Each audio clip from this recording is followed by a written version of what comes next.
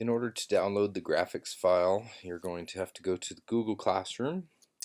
As you see, I've had to attach it differently in order for you to be able to download a copy of the Photoshop file.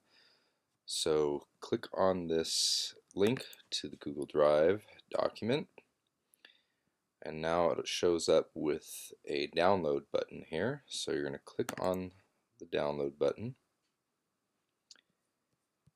and you'll have to wait a little bit while it downloads, as you can see down here. Now that it's done downloading, you can close the window. We're done in Google Classroom, so you can hide that for the time being. And it went into your downloads folder.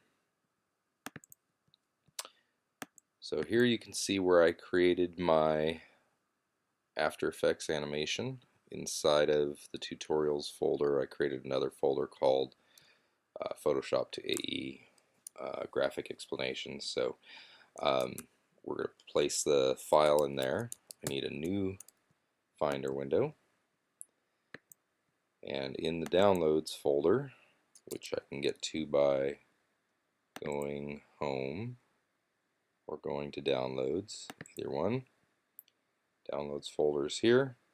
In the downloads folder should be the exposure triangle graphics. I'm going to drag that into this folder that I created, and now it's ready to roll. So I'm staying organized by keeping all of my files in a single folder for this particular project. Now I'm going to go back to Adobe After Effects. This is my project. I'm going to right click, click on Import File, and I want to import that file, so I have to find where I put it. For me, I put it inside of the After Effects. I have a tutorials folder for me. There we go. There it is. So there's my file, and now I'm going to go to Composition instead of footage. If I import it as footage, it'll import usually just the entire Photoshop file as a single layer, but I want all of the layers separated out, so I'm importing it as a composition, which is why I didn't create a composition at first. So I hit Open. It says Editable Layer Styles, so I'm not going to merge the layers. It's composition. I hit OK. And now you can see there's all of my layers separated out. That's why I named each layer so I knew what I was looking at. And I have a new composition that I can look at. Well, that composition has a lot of stuff going on. So for now, what I want to do is simply turn this all off. I'm going to stick with these two layers right here. I'm going to go to my composition settings to make sure the composition settings are what I want them to be. 1920 by 1080, that's good. 30 frames per second, that's also good.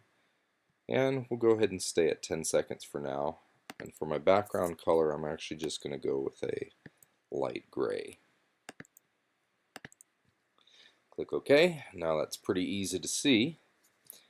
And I have my mode dial dash, which tells me which mode I'm in, and I have my mode dial. So what I want to do is animate this mode dial. So there's my transform layers, just like before. You can see my anchor point is currently off center, and I want it to rotate around the center of this dial. So I'm going to actually move the anchor point horizontally.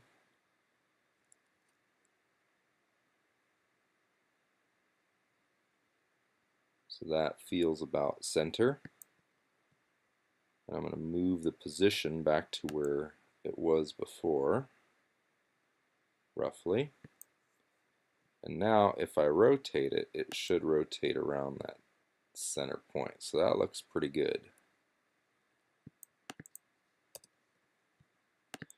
Alright, so my positions should be all set. I'm ready to go, and I'm going to create an animation for that. With the mode dial selected, I want to show that I'm rotating this from auto to manual. So this is going to be my start position, and this is going to be my end position at roughly 1.5 seconds. So my end position, I want to rotate to where it says M instead of auto.